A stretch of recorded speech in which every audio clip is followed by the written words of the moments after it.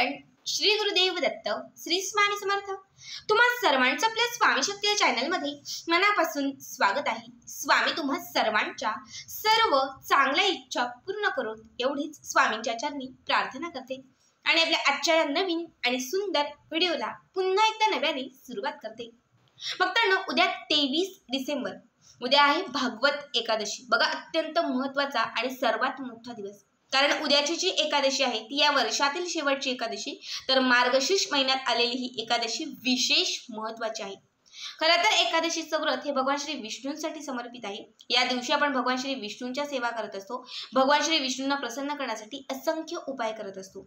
खरं तर ज्या घरामध्ये भगवान श्री विष्णूंची सेवा केली जाते त्या घरामध्ये माता लक्ष्मी ही नेहमी प्रसन्न असते।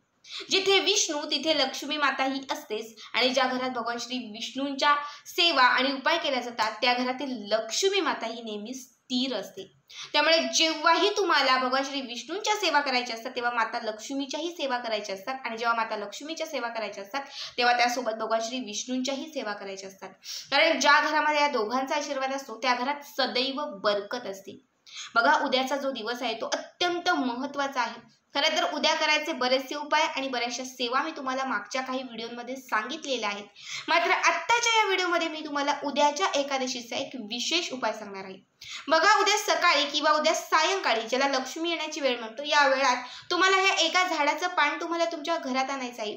ज्या झाडाचं पान घरात आणल्याने तुमच्या घरामध्ये सकारात्मकता येईल, घरातील दारिद्र्याचा क्षणात नाश होईल, घरामध्ये अखंड लक्ष्मीची प्राप्ती होईल, भगवान श्री विष्णूंचा आशीर्वाद तुमच्या घरामध्ये प्राप्त होईल, आणि तुमच्या घरामध्ये प्रत्येक गोष्टीत, प्रत्येक क्षेत्रात, नोकरी असेल, व्यवसाय असेल, उद्योग असेल, जे असेल त्या प्रत्येक गोष्टीत तुम्हाला बरकत यायला सुरुवात होईल।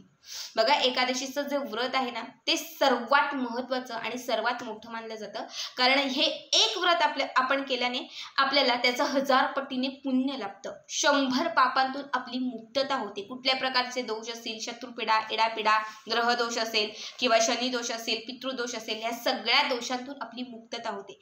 त्यामुळे मी तुम्हाला सांगेन की आवर्जून एकादशीचं व्रत करत चला। ज्यांना नाही झेपत किंवा ज्यांना नाही जमत, फिजिकल काही कंडिशन असतील, कोळ्या चालू असतील, आजारी आहोत ताई, मला नाही जमत, आम्हाला नाही होत, तर कमीत कमी एकादशीच्या काही सेवा तरी नक्कीच करा, कारण त्याचंही फळ तुम्हाला अधिक पटीने मिळेल। यातील एक महत्त्वाची सेवा मी तुम्हाला आता सांगणार आहे। बघा, उद्याच्या दिवशी सकाळी करत असेल तर 9च्या, सायंकाळी करत असेल तर 6:30 ते 9:30च्या मध्ये तुम्हाला ही सेवा करायची। तुम्हाला तुळशीची 2 पानं आपल्या घरात आणायची आहेत। आता तुम्ही सांगाल की एकादशी आहे, तुळशीची पानं कशी तोडू? एकादशीच्या दिवशी तुळशीला स्पर्श करायचा नसतं, कारण तुळशीचं निर्जला व्रत असतं। पानही तोडू शकत नाही, पाणीही अर्पण करू शकत नाही। मग काय करायचं, तुळशीच्या खाली जी पानं गळलेली असतील ती 2 पानं घ्या, किंवा जिथे हार, फुलं वगैरे भेटतात ते लोक एकादशीच्या दिवशी आवर्जून तुळशीच्या पानांचे हार विकतात, त्यांच्याकडनं 2 पानं घेऊन या।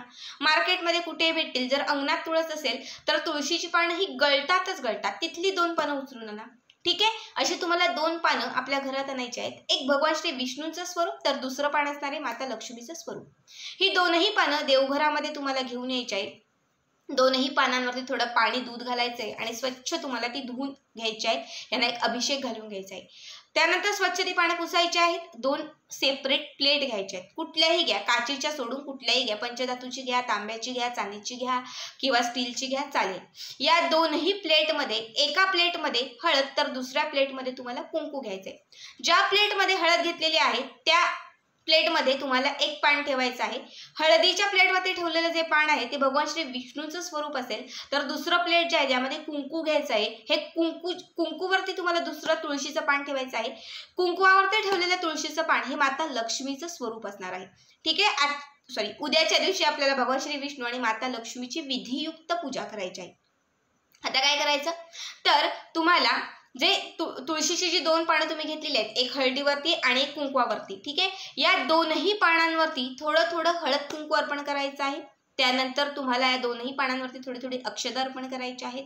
2ही पानांवरती तुम्हाला 1-1 रुपयाचं एक नाणं ठेवायचं आहे, आणि या 1-1 रुपयाच्या नाण्यावरती जिथे तुम्ही हळदीवरती जे पान ठेवलेलं आहे, हळदीच्या पानावरती जो 1 रुपयाचा नाणं ठेवलेला आहे त्यावरती तुम्हाला भगवान श्री विष्णूंची प्रतिमा, मूर्ती ठेवायच्या आहेत. आता भगवान श्री विष्णूंची प्रतिमा किंवा मूर्ती नसेल तर तुम्ही बाळकृष्णांचा फोटो किंवा बाळकृष्णांची मूर्ती ठेवली तरीही चालेल.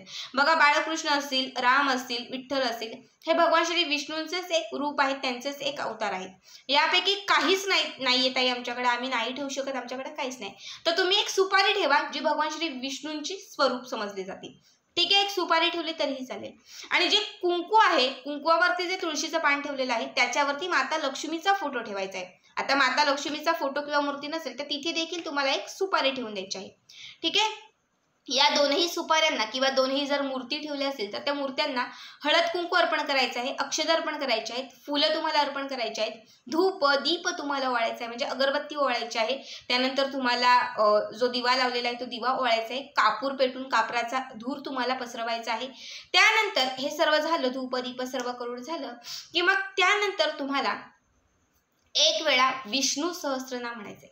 एक वेळा विष्णू सहस्त्रनाम म्हणायचं आहे. तुमची इच्छित जी काही मनोकामना असेल ती व्यक्त करायची आहे.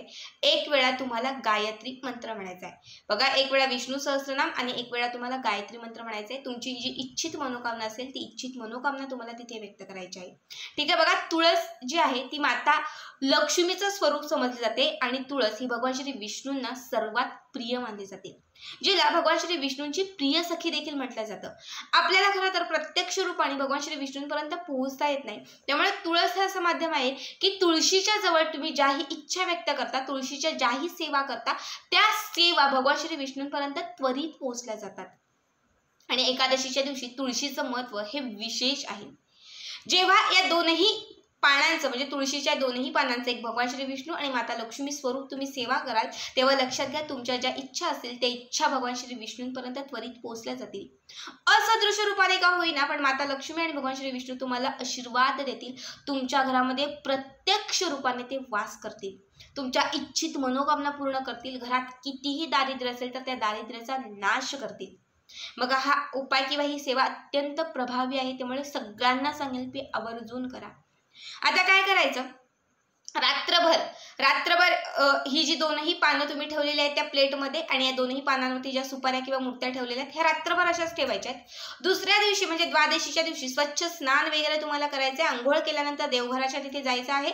सुपाऱ्या ठेवल्या असेल तर त्या देवघरामध्ये ठेवून द्या किंवा जर मूर्ती ठेवली असेल तर भगवान श्री विष्णूंची मूर्ती किंवा बाळकृष्णांची मूर्ती देवघरात जिथे तुम्ही ठेवता त्या जागी ठेवा. माता लक्ष्मीची ही मूर्ती उचलून देवघरामध्ये ठेवून द्या. आता जी तुळशीची पानं आणि जी हळद कुंकू शिल्लक राहील तर तुम्हाला एक लाल रंगाचा कपडा घ्यायचा आहे. या लाल रंगाच्या कापडामध्ये ते कुंकू आणि ते तुळशीचं पान आहे ते पान तुम्हाला त्या लाल रंगाच्या कापडामध्ये ठेवायचं आहे. त्याला एक घट्ट गाठ मारायची आहे आणि ही जी पोटली होईल ही लक्ष्मी स्वरूप असलेलं जे तुळशीचं पान आहे ते तुम्हाला तिजोरीत ठेवायचं आहे, जिथे पैसा सोना ठेवतो तिथे.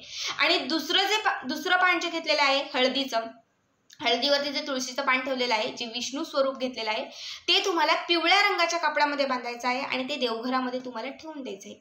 बघा, कंटिन्यू हे देवघरात आणि ते तिजोरीमध्ये तुम्हाला ठेवून द्यायचं आहे. जेव्हा दुसरी एकादशी येईल तेव्हा दुसऱ्या एकादशीच्या दिवशी ही दोनही जी पानं आहेत ती तुळशीजवळ तुम्हाला ठेवून द्यायची आहेत किंवा वाहत्या पाण्यामध्ये तुम्हाला सोडून द्यायच्या आहेत, त्या हळदी सगट आणि कुंकवा सगट. पुन्हा पुढच्या एकादशीला तुम्हाला तुळशीची 2 पानं घेऊन पुन्हा सेम याच पद्धतीने हा उपाय करायचा आहे. असं प्रत्येक एकादशीला तुम्ही केलात तर 4 ते 5 एकादशींमध्येच तुम्हाला तुमच्या घरामध्ये भरपूर बदल जाणवेल. वर्षानुवर्षांपासून न संपलेलं दारिद्र्य संपल्यासारखं वाटेल. 4 पैसे कुठेतरी उरत आहेत असं तुम्हाला जाणवायला लागेल. माता लक्ष्मी जिथे घरात वास करत नव्हती तिथे माता लक्ष्मी स्थिर झाल्यासारखी वाटेल. पैसा यायला लागेल, पैसा उरायला लागेल, पैसा पुरायला लागेल आणि पैसा टिकायलाही लागेल. बघा, अत्यंत साधा सोपा उपाय आहे.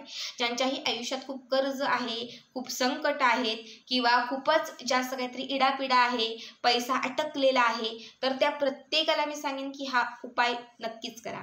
तर आजचा हा व्हिडिओ कसा वाटला कमेंट करा आणि पुढचे व्हिडिओ पाहण्यासाठी चॅनलला सबस्क्राईब करा. श्री स्वामी समर्थ. जय जय स्वामी समर्थ.